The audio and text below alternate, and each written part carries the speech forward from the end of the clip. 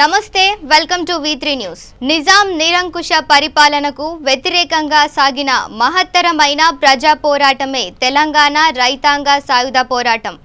భూమి, భుక్తి, విముక్తి అనే మౌలిక హక్కుల కొరకు ఉద్యమించిన హైదరాబాద్ రాజ్య ప్రజలు విరోచిత పోరాటాలు చేశారు. నిజాం ప్రభువుల పాలనకు మూల స్తంభాలుగా నిలిచిన భూస్వాములు, దేశ్ముఖ్లు అవినీతి అధికారులను పారద్రోలారు. ఈ క్రమంలో విసునూరు దేశ్ముఖ్ రామచంద్రారెడ్డి ఆకృత్యాలకు వ్యతిరేకంగా కడవెండి గ్రామంలో సాగించిన పోరాటం స్ఫూర్తివంతమైనదిగా నిలిచిపోయింది. ఈ పోరాటంలోనే తుపాకీ తూటాలకు బలైన దొడ్డి కొమరయ్య తెలంగాణ తొలి అమర వీరునిగా చరిత్రకెక్కారు. దొడ్డి కొమరయ్య వర్ధంతి సందర్భంగా V3 న్యూస్ ప్రత్యేక కథనం.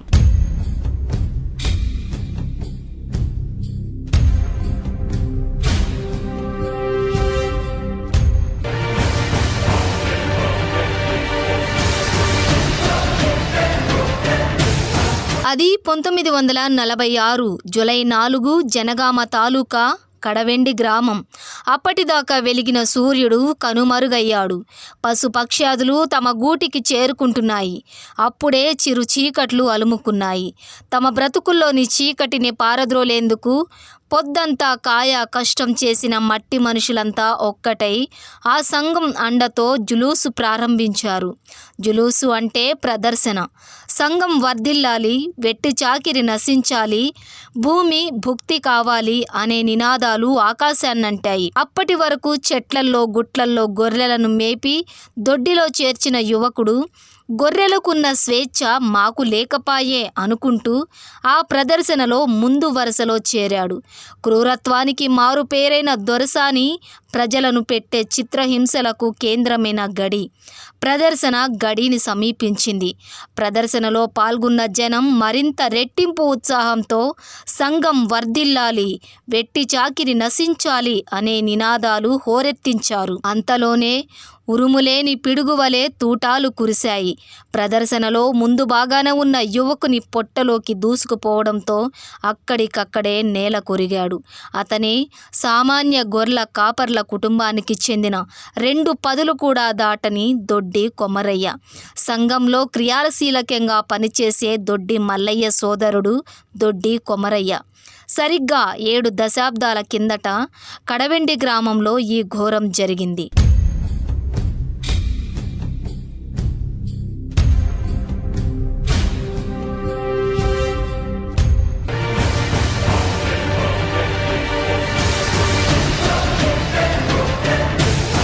దొడ్డి కొమరయ్య మరణం వీర తెలంగాణ సాయుధ రైతాంగ పోరాటానికి నాంది పలికింది. భూ సమస్యను దేశవ్యాప్తంగా చర్చనీయాంశం చేసింది. యావత్ తెలంగాణ ప్రజలను చైతన్యపరిచింది. బాంచన్ దొర నీ కాళ్ళు మొక్కుతా అన్న బడుగు జీవులచే బందూకులు పట్టించింది. అప్పటి నల్లగొండ జిల్లా జనగామ తాలూకాలోని విస్నూరు గ్రామంలో రాక్షసత్వానికి నిలువెత్తు నిదర్శనమైన విస్నూరు దేశముఖ్ రామచంద్రారెడ్డి, అతని కొడుకు బాబు దొర ప్రజాకంటకులు. వీరి ఆగడాలు అంతా ఇంతా కాదు. 60 గ్రామాలకు అధిపతి ఈ నరరూప రాక్షసుడు. నీలకాంకు తాబేదారులుగా ఉన్న దొరలు, పటేల్ పట్వారీలు గ్రామాల్లో ప్రజలపై చేయని అఘాయిత్యం లేదు. విస్నూరు దగ్గరలోనే ఉన్న కడవెండి గ్రామం రామచంద్రారెడ్డి తల్లి జానమ్మ జాగీర్దార్. ఈ ఊర్లో దొరసాని చేసిన ఆగడాలు తక్కువేమీ కాదు. 20 ఎకరాలు కూడా లేని జానమ్మ దొరసాని అనతి కాలంలోనే భూమినంతా తన గుప్పెట్లో పెట్టుకుంది. జానమ్మ దొరసాని ప్రజలచే దొరా అని పిలిపించుకునేది. ఈ అణిచివేత నుండే 1944లో ఆంధ్ర మహాసభ ఆవిర్భవించింది. తెలంగాణ ప్రాంతమంతా ఆంధ్ర మహాసభ నాయకత్వంలో గుండెలు మండిన ప్రజలు, గ్రామాల్లో యువకులు గుత్పుల సంఘం, వడిసెల సంఘాలు ఏర్పాటు చేయగా మహిళలు కారంపొడి సంఘాన్ని ఏర్పరచుకున్నారు. సంఘం అండతో గ్రామాల్లోని ప్రజలు వెట్టి చాకిరి రద్దు కోసం ఉద్యమ బాట పట్టారు. పన్నులు కట్టేది లేదని తిరుగుబాటు చేశారు. ఇది చూసిన దొరలు ఉద్యమాన్ని అణచడం కోసం కోసం అనేక కుయుక్తులు పన్నేవారు.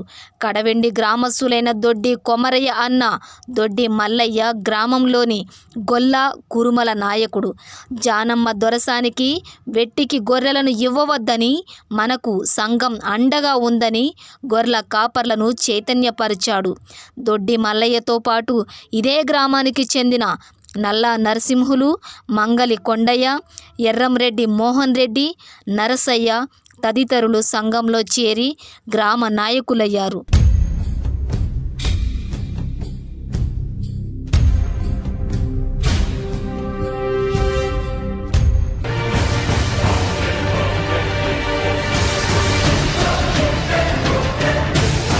ఇది మింగుడు పడని జానమ్మ దొరసాని నాయకులను హతమార్చాలని పన్నాగం పన్నింది. ఈ క్రమంలో దొరసాని ఆగడాలకు వ్యతిరేకంగా గ్రామంలో జులూసు అంటే నిరసన ప్రదర్శన తీయాలని సంఘం నిర్ణయించింది. 1946 జూలై 4న సభ పిలుపునందుకొని కడవెండి 200 మంది గ్రామంలోని వీధుల గుండా ప్రదర్శన తీశారు. అప్పటికే దొరసానికి రక్షణగా వచ్చిన విష్ణూరు రామచంద్రారెడ్డి రౌడీలు, రజాకారులు మస్కిన్ అలీ, కోడూరు దొర నరసింహారెడ్డి నాయకత్వంలో గడిలో నుండి ఎలాంటి హెచ్చరికలు లేకుండా కాల్పులు జరిపారు. పొట్టలోకి తూటా దిగడంతో కొమరయ్య అక్కడికక్కడే నేల కొరిగాడు. కొమరయ్య అన్న మల్లయ్యకు కాలులో తూట దూసుకుపోయింది. లక్ష్మీ నరసయ్య, కొండయ్యలకు గాయాలయ్యాయి. కొమరయ్య మరణం చుట్టుపక్కల గ్రామాల ప్రజలలో ఆగ్రహాన్ని రగిల్చింది. వేలాది మంది ప్రజలు ఎక్కడికక్కడ సంఘం అండతో గ్రామాల్లో దొర గూండాలను తరిమి కొట్టారు. కొమరయ్య బలిదానం సాయుధ పోరాటానికి పురుడు పోసింది. సంఘం పిలుపుతో ప్రజలు సాయుధ మార్గం పట్టారు. నిజాం సంస్థానంలో కొన్ని ప్రాంతాలకు దేశముఖులుగా ఉంటూ ప్రజలను రాచి రంపాన పెట్టిన నరరూప రాక్షసులైన దొరలను, వారి ఆధిపత్యాన్ని కూలదోసిన ఈ మహత్తర పోరాటంలో 4,000 మంది అమరులయ్యారు. వారి త్యాగాలు ఫలించేలా వారు కన్న కలలైన దున్నేవాడికే భూమి నేటికి సాకారం కాలేదు. కమ్యూనిస్టుల పోరాటంతో చేతులెత్తేసిన నిజాం ప్రభువును లొంగదీసుకున్న ఆనాటి ప్రభుత్వం తెలంగాణ సాయుధ పోరాటం దేశం ముందుంచిన భూమి సమస్య నేటికి పరిష్కారానికి నోచుకోలేదు. దొడ్డి కొమరయ్య మరణం శతాబ్దాలుగా నిద్రాణంగా జడత్వం ఆవరించిన ప్రజా జీవితాన్ని చైతన్యవంతం చేసింది. గడీలను కూల్చింది. 10 లక్షల ఎకరాల భూమిని పేదలకు పంచింది. 3,000 గ్రామాలు విముక్తయ్యాయి. గ్రామ స్వరాజ్యాలు వెలిశాయి. వెట్టి చాకిరీ రద్దయింది. కుల వివక్ష బలహీనమైంది. మత సామరస్యం వెల్లువిరిసింది. తెలంగాణ సాయుధ పోరాటంలో అసువులు బాసిన అమర వీరులందరినీ గుర్తించి వారి త్యాగాలు భవిష్యత్తు తరాలకు అందించేలా ట్యాంక్ బండ్ పై విగ్రహాలను పెట్టాలి. వీరుల త్యాగాల చరిత్రను పాఠ్యాంశాల్లో చేర్చే విధంగా ప్రభుత్వంపై ప్రగతిశీల శక్తులు, సామాజిక శక్తులు, మేధావులు, కవులు, కళాకారులు ఒత్తిడి తీసుకురావాల్సిన అవసరం ఉంది. అప్పుడే దొడ్డి కొమరయ్యతో పాటు సాయుధ పోరాట అమరులందరికీ నిజమైన నివాళి అర్పించిన వారవుతాం. ఇది ఈనాటి స్పెషల్ స్టోరీ. మరో ఆసక్తికరమైన కథనంతో మళ్ళీ కలుద్దాం. Stay tune to V3 news. లక్ష్యం సమాజహితం.